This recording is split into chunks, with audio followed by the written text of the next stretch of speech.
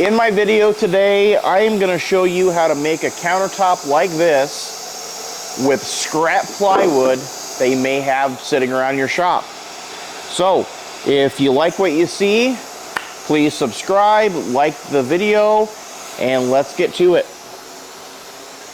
Get a lot of cutoffs from the cabinet parts that we cut out.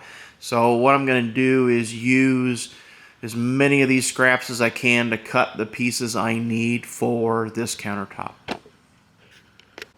Alright, so in order to make this top, I need the width to be 50 inches and the depth to be 20, or the depth to be 22, and the thickness I'm going to be right at 1.5 inches once I plane it down, sand it, whatnot. So I'm using 3/4 inch ply, which is not exactly 3/4 inches. So I'm going to need about 30 strips of 3/4 inch plywood to make this top. I'm going to set my fence to right at 2 inches.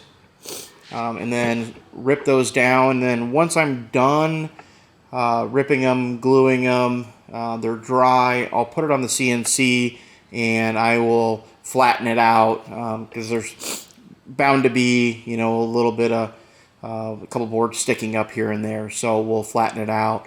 So I'm leaving it at 2 inches to start with. As long as I end up with 1.5 inches on the total thickness, I'll be good. So that'll give me a 1/2 inch play to take some material off the top and the bottom of the top.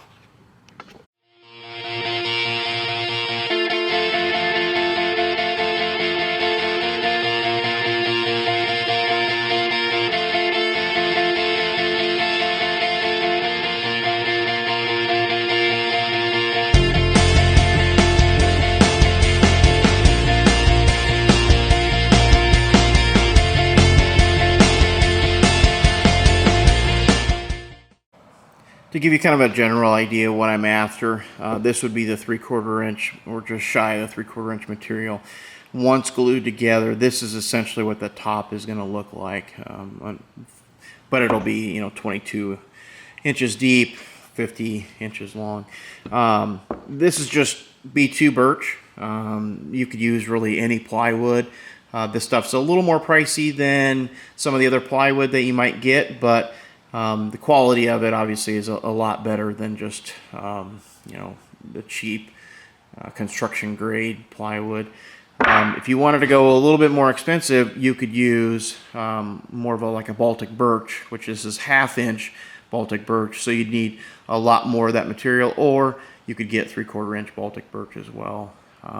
But that looks a little cleaner, a little sexy. But for this project, we're just going to use the B2 birch, and it should turn out just fine.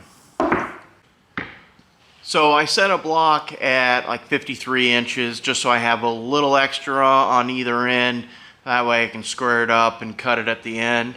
So let's get to cutting.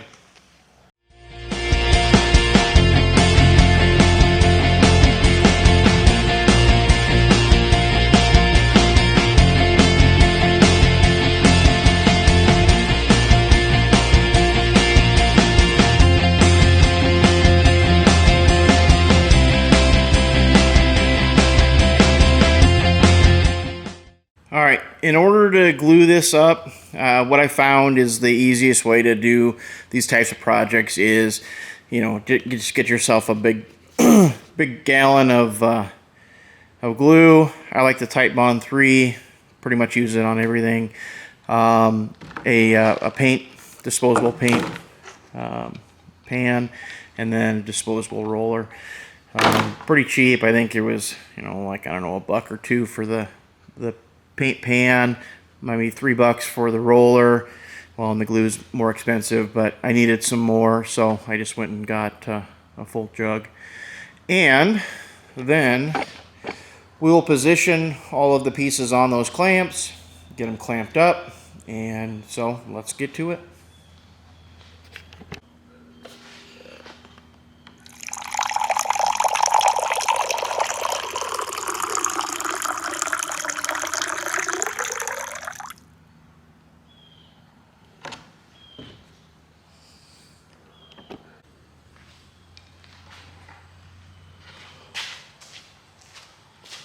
Alright, so essentially what I'm going to do is just basically take my roller, my glue, and put a lot of glue on the faces of the plywood, and then tip them on its side, sandwich them together, tighten up the clamps, let it dry.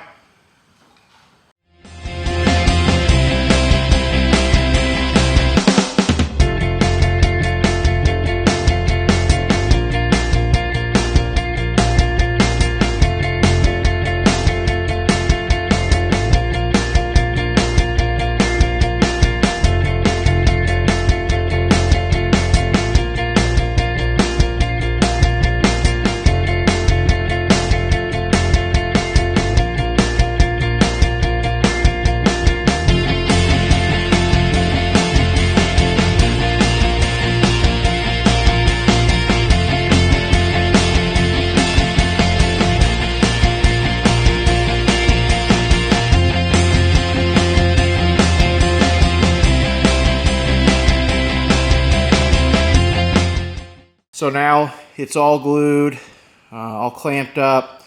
Got alternating clamps on there to make sure it's nice and tight.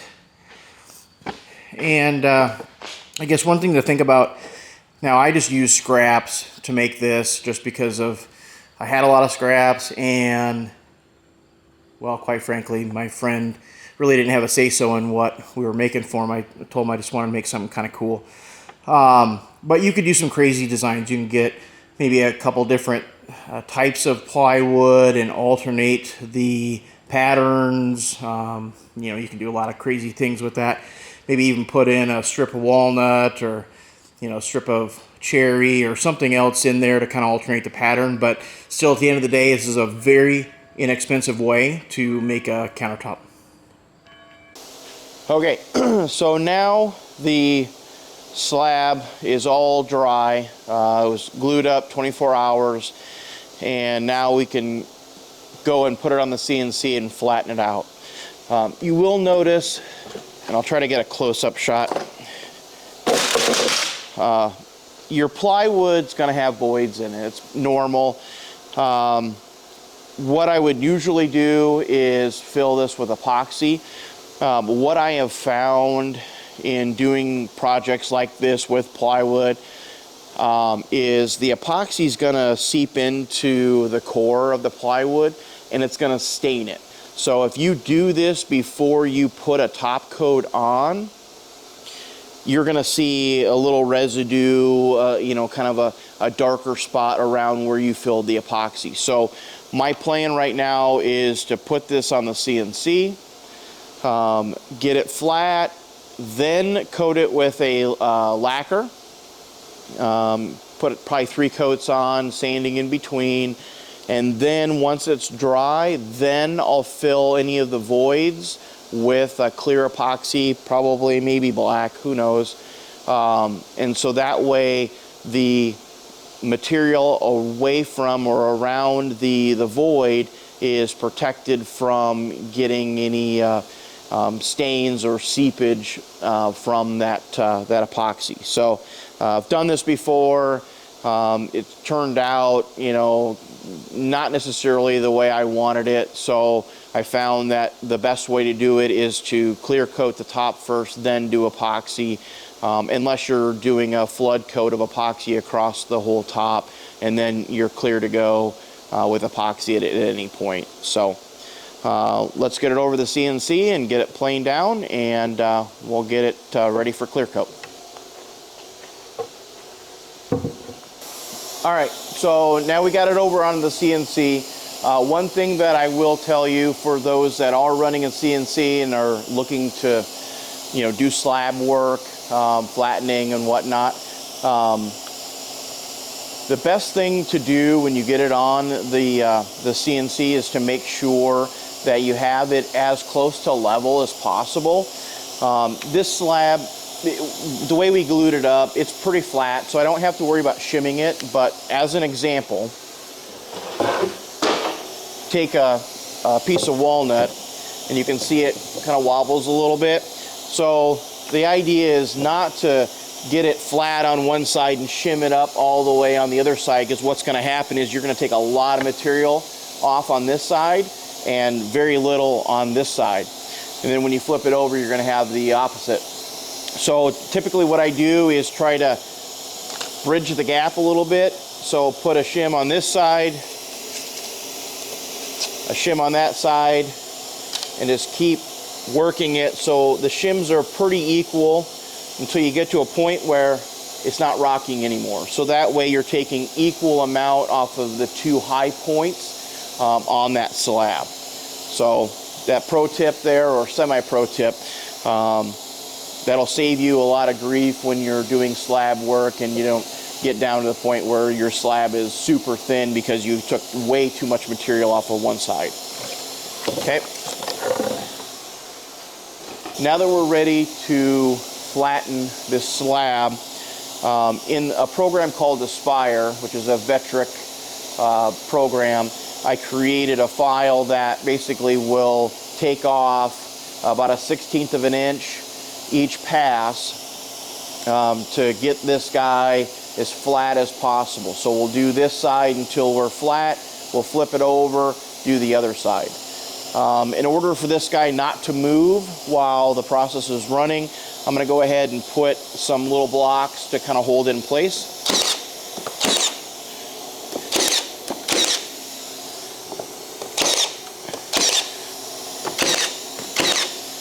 And that'll help secure it to the top. I will turn on the vacuum pump. It will suck it down and hold it, but this is just an extra insurance to make sure that it doesn't move.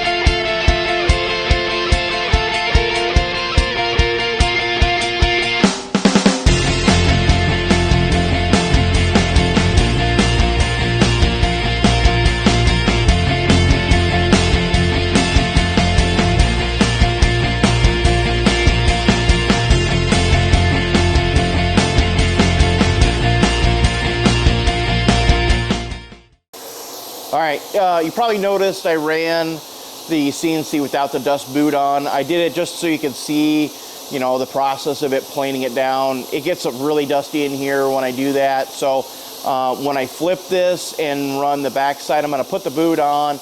That way I can try to keep the dust down in here. You can see I get covered in it. It's not pleasant. So on the next pass on the other side, we'll go ahead and put the boot on and get it planed up. But it is nice and smooth, ready to go.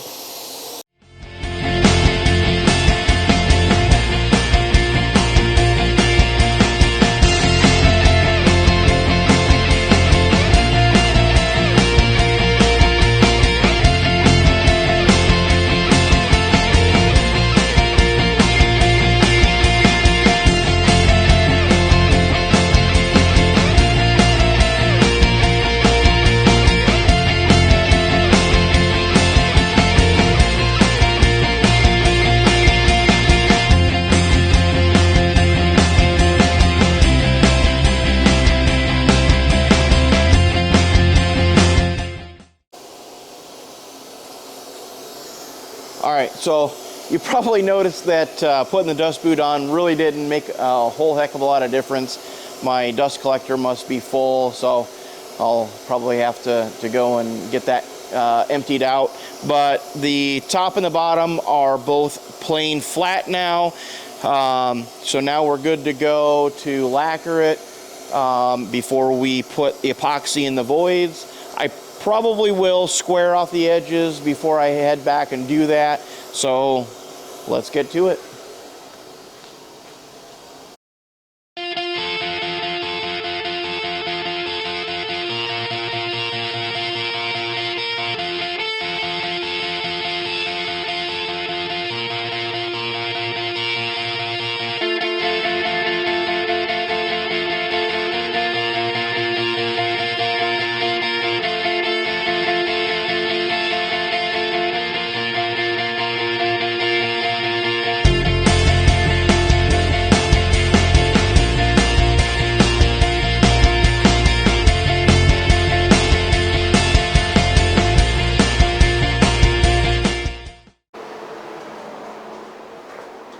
Okay, so now the lacquer is dry on this side.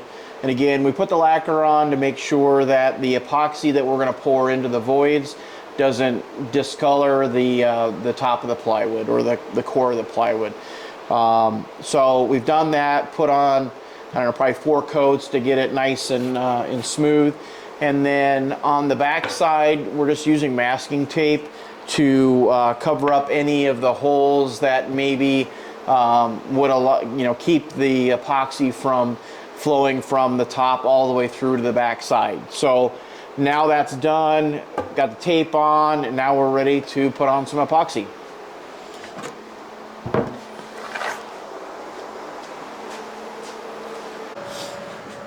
All right, so the type of epoxy I like to use for just filling holes is West Systems. You get it in a little pump cans, the hardener and the resin, and that way they're separate, and then you just mix it one pump to one pump in a little Dixie cup or whatever you have around.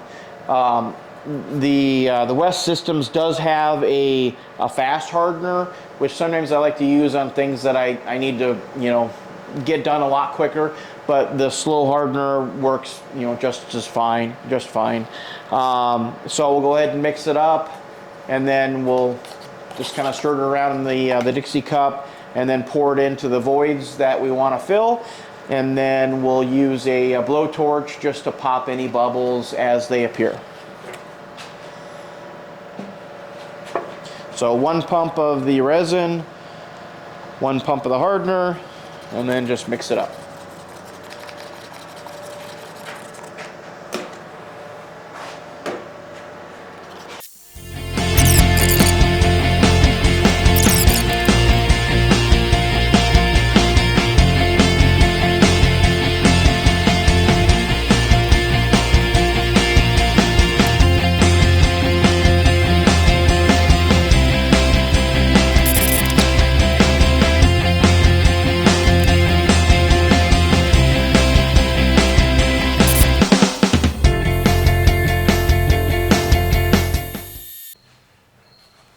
Okay, so now that the epoxy that we put on the slab is dry, we'll go ahead and sand her down, get the epoxy off, as well as maybe go down past the lacquer coat that we put on. Kind of think I might do something a little bit different with the treatment of the top.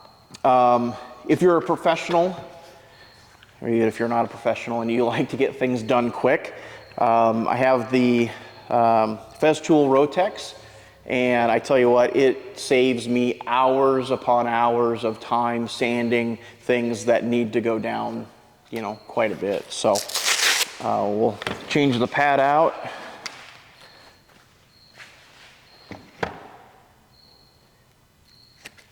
And get moving.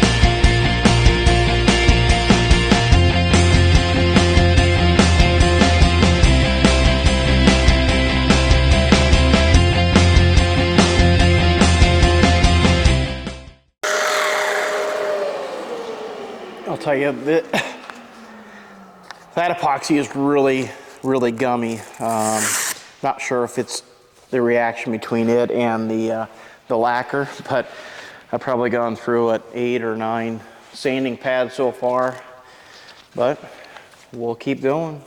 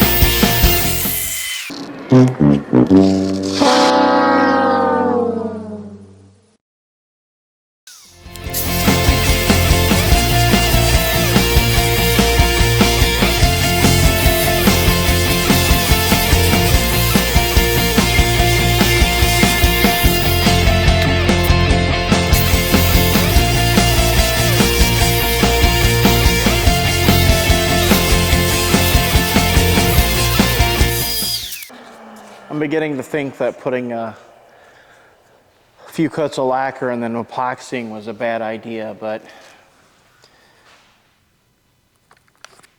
can't stop now. Can't stop, won't stop.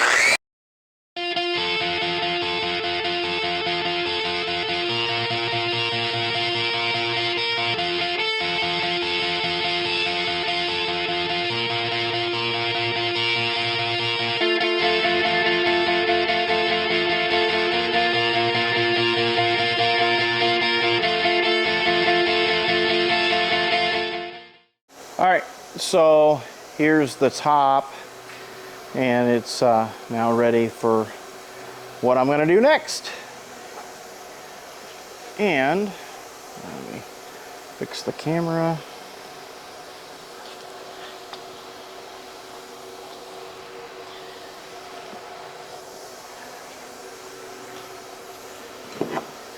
I have decided to burn it. So I'm just going to lightly kind of feather the fire on it, just kind of see how it goes, and here we go.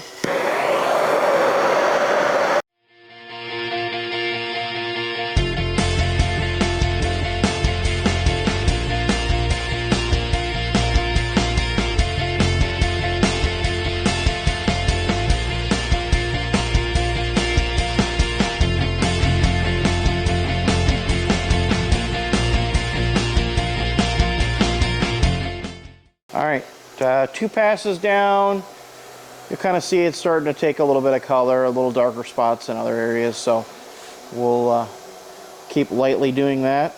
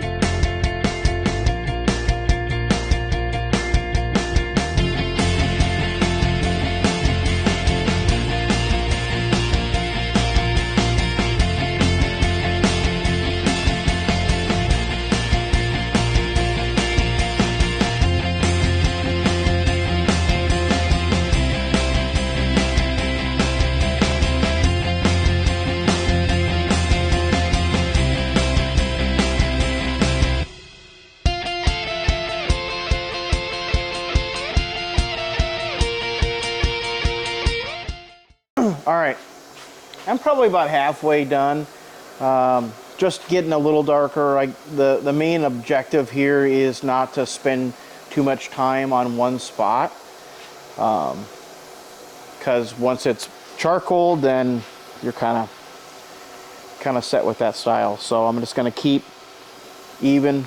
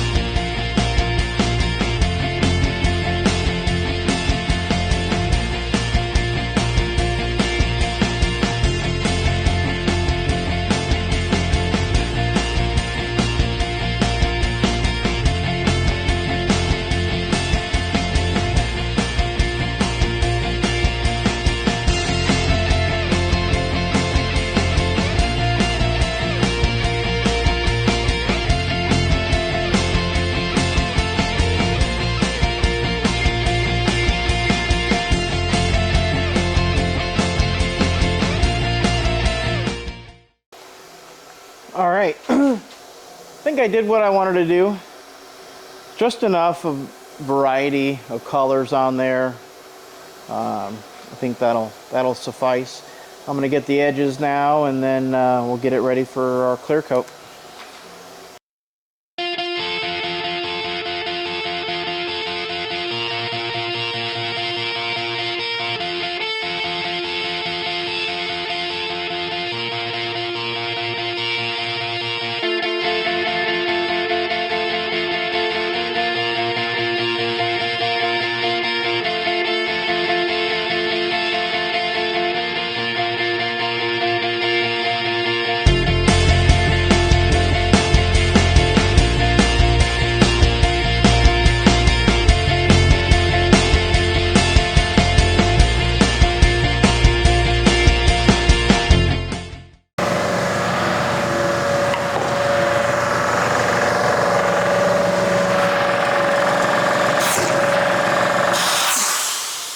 All right, turn that damn compressor off. All right, now I'm done. So everything is kind of coated how I like it. Got enough variety of color. And so now we'll take it in the back and clear coat it. All right, for some reason my microphone for the camera wasn't working during this part. Was just basically describing we're gonna cut out a recessed part of the bottom of the countertop, and then that way this fits nicely over the cabinet that it's going on top of.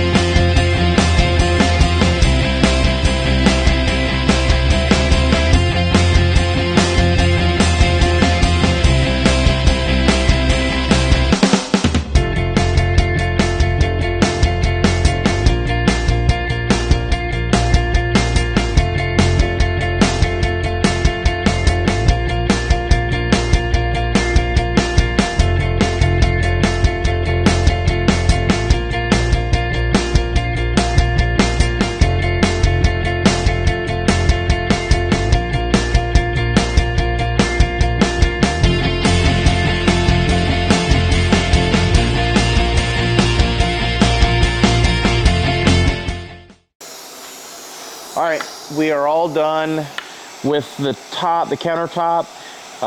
After we did the fire treatment, we took it back, cleaned it up, and then put 3 coats of lacquer on it. It actually turned out really good. I don't know, I'll tip it up enough where you can see it. Otherwise, I will take a picture and I'll put it up so you can see the finished product. On the back side, I did route out basically a recess, so that way we can just slide this over top of the cabinet and you won't see the gap between the cabinet and the countertop. Obviously, I use my CNC to flatten this guy down, as well as put the groove on the underside.